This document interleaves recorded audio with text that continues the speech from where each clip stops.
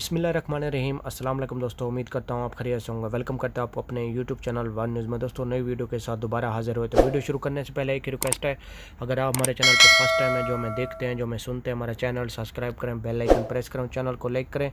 इससे फ़ायदा ये होगा कि नई वीडियो को जो भी नोटिफिकेशन होगा वो सबसे पहले आप लोगों तक पहुँचेगा। आज की वीडियो बहुत अहम है। जैसा कि आप लोगों ने थंबनेल में पढ़ा ही होगा कि ICA की अप्रूवल, GDRFA की अप्रूवल नॉट रिसीव। तो आज हम इस मौजू पर बात करने वाले हैं। टाइम वेस्ट के बगैर चलते हैं न्यूज़ अपडेट की तरफ। देखें, सबसे पहले हम आपको बताते हैं कि बहुत से लोगों के सवाल ये आ रहे हैं, पाकिस्तान से भी, इंडिया से भी, कि ICA की अप्रूवल हमें, GDRFA की अप्रूवल भी हमें नहीं मिल रही, तो इसका क्या इशू है। हम आपको बता रहे हैं कि जिन लोगों को ICA की अप्रूवल नहीं मिल रही, वो लोग बार बार अप्लाई कर रहे हैं। उनको अगर रिजेक्ट का इशू आता है तो फिर आप दोबारा उसको अप्लाई कर सकते हैं, क्योंकि 2 बार या 3 बार आप अप्लाई करेंगे तो हो सकता है आपको ICA की अप्रूवल आ जाए।